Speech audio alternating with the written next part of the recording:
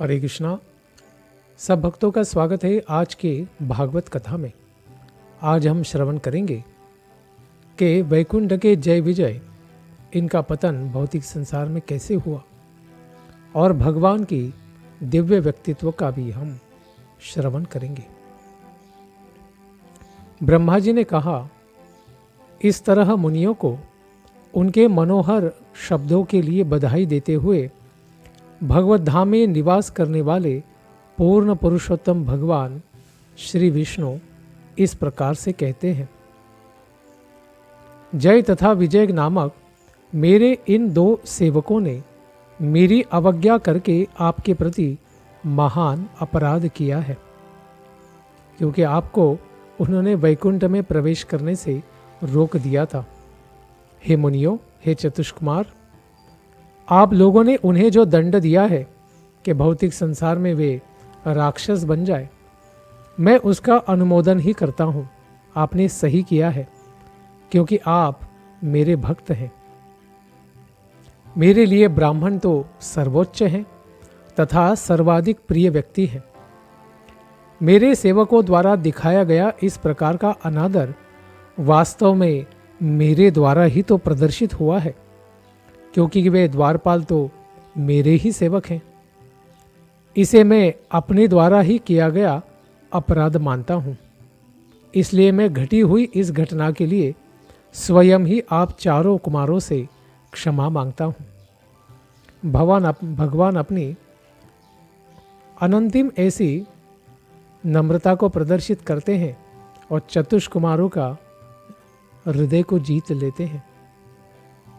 किसी सेवक द्वारा किए गए गलत कार्य से सामान्य तौर पर लोग उसके स्वामी को ही तो दोष देते हैं। बच्चों ने गलती करने पर पिता का ही नाम खराब किया जाता है।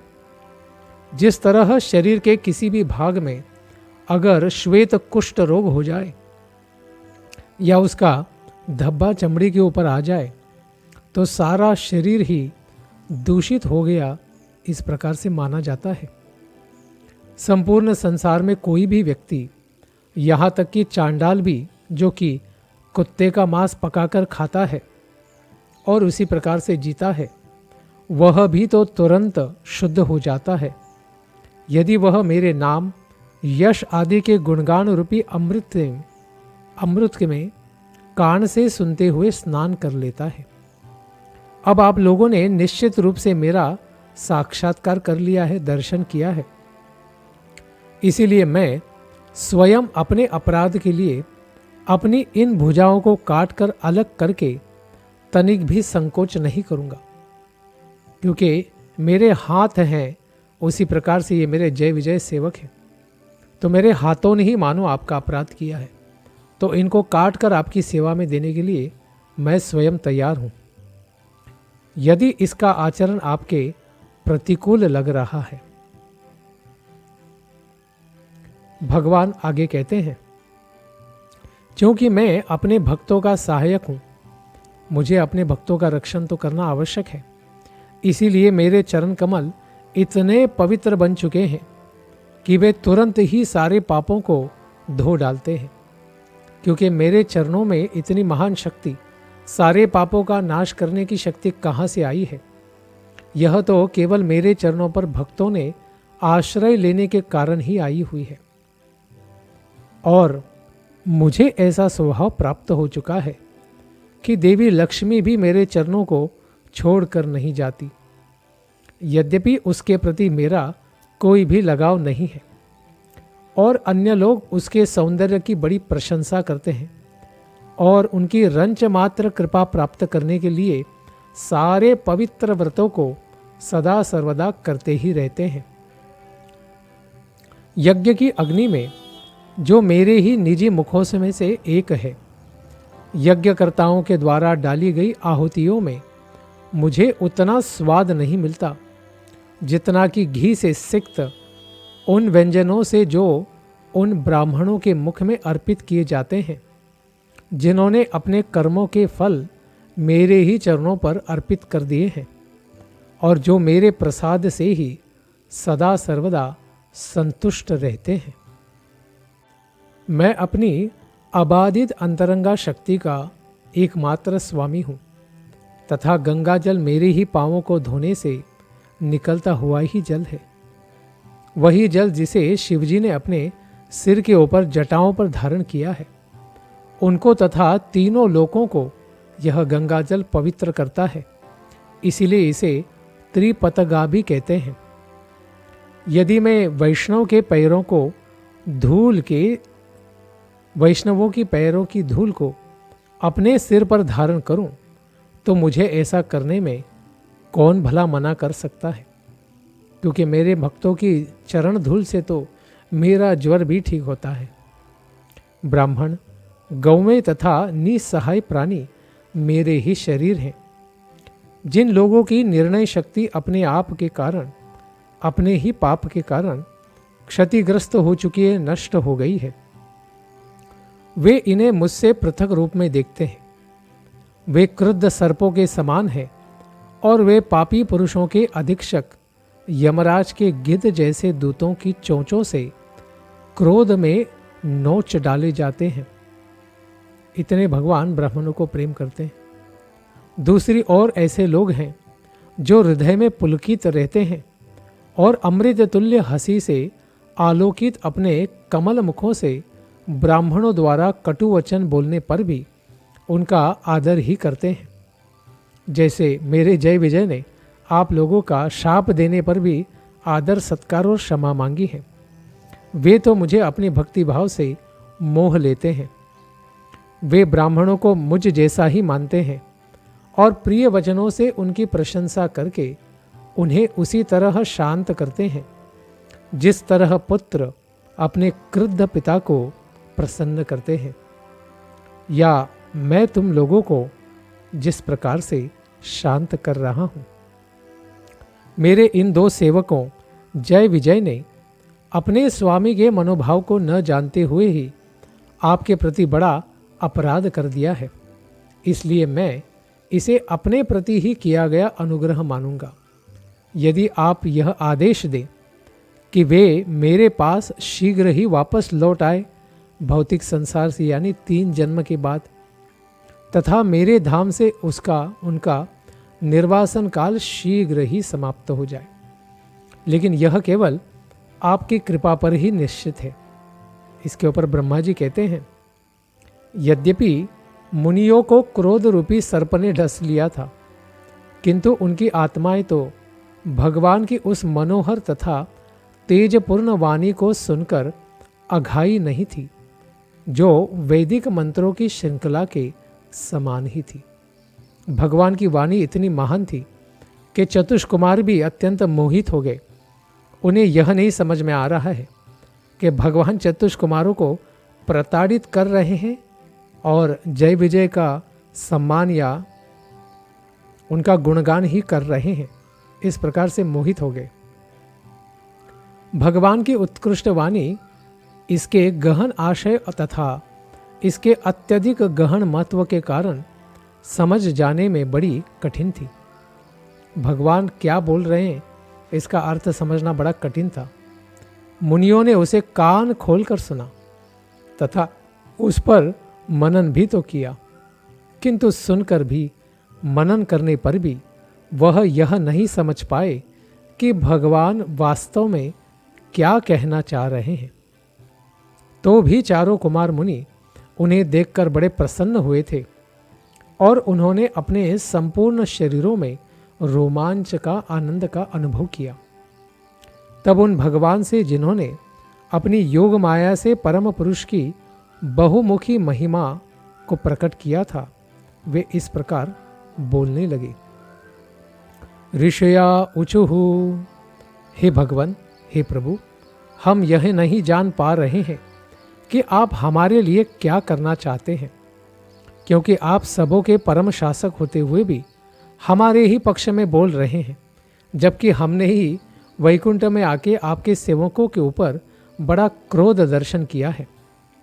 मानो हमने आपके साथ बहुत अच्छा कुछ कार्य कर दिया हो। हमने तो आपके ही सेवकों को शाप दे दिया है। हे प्रभु, आप ब्राह्मण संस्कृति के परम निदेशक हैं। ब्राह्मणों को सर्वोच्च पद आपके द्वारा माना जाना, अन्योन्य को केवल शिक्षा देने के लिए ही आपने उदाहरण प्रस्तुत किया है कि सब लोग ब्राह्मणों को गुरु माने। वस्तुतः आप न केवल देवताओं के लिए अपितु हम सब ब्राह्मणों के लिए भी परम पूजनीय हैं। आप सारे जीवों की शाश्वत वृत्ति के स्रोत हैं और भगवान के नाना स्वरूपों द्वारा आपने सदैव ही तो धर्म की रक्षा की है, अनेक अवतार धारण करके। आप धार्मिक नियमों के परम लक्ष्य हैं और हमारे मत से आप अक्षय तथा शाश्वत रूप से अपरिवर्तनीय हैं। आप में कभी भी कोई बदलाव नहीं आता। भगवान की कृपा से योगीजन तथा अध्यात्मवादी समस्त भौतिक इच्छाओं को त्याग कर अज्ञान को सर्वथा पार कर जाते हैं। इसलिए यह तो संभव नहीं है कि कोई परमेश्वर पर अनुग्रह कर सके, यानी न आपके भक्त न हम ब्राह्मण आपको कोई आशीर्वाद भी दे सकते हैं। आपके चरणों की धूल अन्य लोग अपने शिरों पर धारण करते हैं। वही लक्ष्मी देवी आपकी पूर्व निर्धारित सेवा में रहती हैं। भले ही उनके लिए कोई सेवा नहीं, केवल आपका अनुग्रह पाने के लिए वे सदा वैकुंठ में भी झाड़ू करती हैं, क्योंकि वे उन भंवरों के राजा के धाम में सुरक्षित करने के लिए उत्सुक रहती हैं, जो आपके चरणों पर किसी धन्य भक्त के द्वारा अर्पित तुलसी के दलों की ताजी माला पर मंडराता रहता है। हे प्रभु, आप अपने शुद्ध भक्तों के कार्यों के प्रति अत्यधिक अनुरक्त रहते हैं, फिर भी आप उन लक्ष्मी जी से कभी भी अनुरक्त या आसक्त नहीं होते, जो निरंतर आपकी ही दिव्य प्रेमा भक्ति में लगी रहती हैं। अतएव आप उस पथ की धूल द्वारा कैसे शुद्ध हो सकते हैं जिन पर ब्राह्मण चलते हैं, और अपने वक्ष स्थल पर श्रीवत्स चिन्ह के द्वारा आप किस तरह महिमा मंडित या भाग्यशाली बन सकते हैं।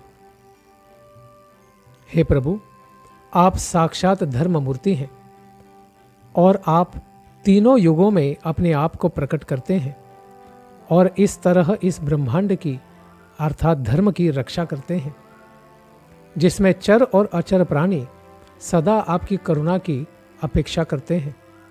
आप शुद्ध सत्व रूप और समस्त आशीषों को प्रदान करने वाली कृपा से देवताओं तथा द्विजों के रजो और तमोगुणों को भगा देते हैं, नष्ट कर देते हैं और उन्हें भी शुद्ध सात्विक बना देते हैं।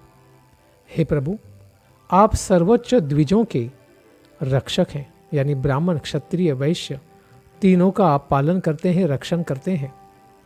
यदि आप पूजा तथा मृदु वचनों को अर्पित करके उनकी रक्षा नहीं करें तो निश्चित ही है कि पूजा का शुभ मार्ग उन सामान्य जनों द्वारा परित्यक्त कर दिया जाएगा, छोड़ दिया जाएगा, उपेक्षित कर दिया जाएगा, जो आपके बल तथा प्रभुत्व पर ही कर्म करते रहते हैं।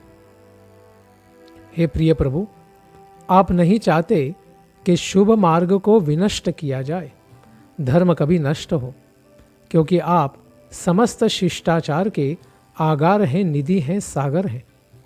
आप सामान्य लोगों के लाभ हेतु ही अपनी बलवती शक्ति से दुष्ट तत्वों को विनष्ट कर देते हैं।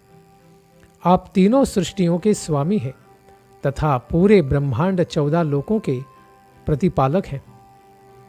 अतएव आपके विनीत व्यवहार से आपकी शक्ति कभी घटती नहीं, कम नहीं होती। प्रत्युत इस विनम्रता द्वारा आप अपनी दिव्य लीलाओं का ही तो प्रदर्शन करते हैं। इस संसार में भी लोग मानते हैं कि नम्रता दुर्बलता है, लेकिन आप स्वयं ये सिद्ध करते हैं कि जो बलशाली होता है वही सच्ची विनम्रता प्रदर्शित कर सकता है। हे प्रभु, आप इन दोनों जय विजय निर्दोष व्यक्तियों को या फिर हमें भी जो चतुष्कुमार हैं दंड देना चाहेंगे तो अवश्य दें। हम बिना द्वैत के उसको स्वीकार कर लेंगे, क्योंकि हम जानते हैं कि हमने ही इन दो निर्दोष व्यक्तियों को अनायास ही शाप दे दिया है। इसके ऊपर तुरंत श्री भगवान कहते हैं, हे ब्राह्मणों, यह जान लो कि तुमने जो दंड इन जय विजय को दिया है वह मूलतः तो मेरे द्वारा ही निश्चित किया गया है। मेरी प्रेरणा से ही आप लोगों ने इनको दंड दिया है। अतः वे आसुरी यानी राक्षस परिवार में जन्म लेने के लिए अवश्य पतित होंगे, किंतु वे क्रोध द्वारा वर्धित बढ़ने वाले मानसिक एकाग्रता द्वारा हमेशा मेरा ही चिंतन या विचार करते रहेंगे, स्वप्न में भी मेरा दर्शन करते रहेंगे और शीघ्र ही मेरे पास 3 जन्मों के बाद वापस लौट आएंगे। इसके ऊपर ब्रह्मा जी कहते हैं, वैकुंठ के स्वामी भगवान श्री नारायण आत्मज्योतित वैकुंठ लोक में देखने के बाद मुनियों ने वह दिव्य धाम छोड़ दिया, क्योंकि उन्होंने देखा कि वैकुंठ में जाने के लिए अभी वे सुपात्र नहीं हैं, क्योंकि वैकुंठ के बाहर ही रहने वाले उन्हीं के सेवकों को उन्होंने शाप दे दिया, तो पता नहीं अंदर जाने के बाद क्या करेंगे। इसलिए स्वयं को अपात्र समझते हुए और ब्रह्म से भी परे रहने वाले वैकुंठपति नारायण इनके दिव्य व्यक्तित्व का साक्षात्कार करने के बाद सारे संसार में लोग उनके बारे में जानते नहीं हैं। उन्हीं का साक्षात्कार प्राप्त करने के लिए, सब जीवों को प्रेरणा देने के लिए इस दिव्य श्रीमद् भागवतम यानी भगवान की महिमा का वर्णन और प्रचार करने के लिए वो चतुष्कुमार संसार में पुनः वापस लौट गए। मुनियों ने भगवान की प्रदक्षिणा की, उन्हें नमस्कार किया और दिव्य वैष्णव ऐश्वर्य को जान लेने पर वे अत्यधिक हर्षित होकर पुनः लौट गए। तब भगवान ने अपने सेवक जय विजय की ओर कृपा कटाक्ष डाला और कहा, इस स्थान से तुम अभी चले जाओ, किंतु डरो मत, तुम लोगों की नाम के अनुसार ही जय और विजय होगी। यद्यपि मैं ब्राह्मणों के शाप को निरस्तक स्वयं कर सकता हूँ, किंतु मैं ऐसा नहीं करूँगा। प्रत्युत मेरा उसके लिए तो समर्थन ही रहेगा। वैकुंठ से यह प्रस्थान लक्ष्मी जी ने पहले ही बता दिया था। वे क्रुद्ध हो गई थी, क्योंकि पूर्व में जब तुम दोनों ने मेरा धाम छोड़ा, उन्होंने लक्ष्मी जी ने मेरा धाम छोड़ा था और फिर वे वापस लौटी थी, तो तुम दोनों ने उनका भी रास्ता मार्ग रोका था, जबकि मैं सो रहा था। इसलिए तब भी तुम लोगों ने मेरे मन के अनुसार कार्य नहीं किया था, और इसीलिए आज तुम्हारा इस प्रकार से पतित होना यह तो पूर्व निर्धारित ही हो गया था। इस प्रकार से तुमने मेरी पत्नी का भी अपराध किया था। फिर भगवान ने जय और विजय नामक इन दिव्य वैकुंठ वासियों को आश्वस्त भी किया। क्रोधमय योगाभ्यास द्वारा तुम ब्राह्मणों की अवज्ञा करने के पाप से मुक्त हो जाओगे और अत्यल्प अवधि में फिर मेरे पास इस संसार में यानी वैकुंठ लोक में वापस आ जाओगे। तो वैकुंठ के समय के अनुसार इस भौतिक संसार में करोड़ों करोड़ों अब्ज वर्ष जाने पर भी वैकुंठ में बस कुछ ही सेकंड का समय चला जाता है। इसीलिए भले ही यहाँ बहुत लंबे अरसे के लिए जय विजय 3 प्रकार के जन्म लेते हैं राक्षसों के रूप में, लेकिन फिर भी तुरंत ही वैकुंठ के समय के अनुसार वापस जाकर भगवान की सेवा में नियोजित हो जाते हैं। वैकुंठ के द्वार पर इस प्रकार बोलकर श्री भगवान अपने धाम अंदर वैकुंठ लोक में वापस चले गए। अनेक दिव्य विमान और सर्वोपरि संपत्ति तथा चमक दमक वहां पर सर्वथा वैकुंठ लोक में बनी रहती है। किंतु वे दोनों द्वारपाल जय विजय, जो कि देवताओं में सर्वश्रेष्ठ हैं, जिनका सौंदर्य तथा कांति ब्राह्मणों के शाप से अभी उतर गए थे, बड़े खिन्न हो गए और भगवान के धाम वैकुंठ से फिर वे लोग नीचे गिर गए। तब जब जय तथा विजय भगवान के धाम से गिरे, तो अपने भव्य विमानों में बैठे हुए सारे देवताओं ने निराश होकर उत्कट हाहाकार किया कि अरे, अगर ये वैकुंठ से गिरे भगवान के महान सेवक हैं, तो इनको इस संसार में राक्षस बनने पर हम बिल्कुल जीत नहीं पाएंगे। तो ब्रह्मा जी ने आगे कहा, भगवान के उन 2 प्रमुख द्वारपालों ने अभी दिति के गर्भ में प्रवेश किया है। भले ही दिति ने 100 वर्ष के लिए उनको जन्म से रोका हुआ है, फिर भी वे अवश्य जन्म लेंगे और कश्यप मुनि के वही बलशाली वीर्य से आवृत्त हो चुकने के कारण इस संसार में बहुत बड़ा उत्पात वे मचाने वाले हैं। इन जुड़वे असुरों का तेज है जिसके द्वारा तुम सब लोग विचलित हो चुके हो, क्योंकि इसने तुम्हारी शक्ति को अभी क्षीण कर दिया है।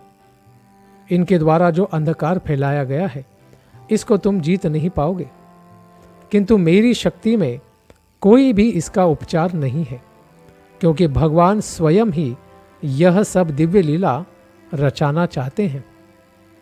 हे प्रिय पुत्रों, देवताओं, भगवान प्रकृति के तीनों गुणों के नियंता हैं और वे ब्रह्मांड की सृष्टि, पालन तथा संहार के लिए उत्तरदायी हैं। उनकी अद्भुत सृजनात्मक शक्ति योगमाया योगेश्वरों तक से आसानी से नहीं समझी जा सकती है। यदा पश्यन्ति सूर्या यदा मुह्यन्ति सूर्या सारे देवताओं को भी भ्रमित करती है। सबसे प्राचीन पुरुषोत्तम भगवान ही अभी हमें बचा सकते हैं, किंतु इस विषय पर विचार विमर्श करने से हम उनकी ओर से और क्या कर सकते हैं। जब भगवान कृपा करेंगे तभी ये असुर रूपी संकट हमारे जीवन से हम उभर सकते हैं, और भगवान जब चाहेंगे तभी हम शांति को प्राप्त कर सकते हैं। इसीलिए उनकी ही हम करुणा का केवल अपेक्षा कर सकते हैं और उनकी भक्ति के द्वारा ही सारे समस्याओं को पार करने की अपेक्षा कर सकते हैं।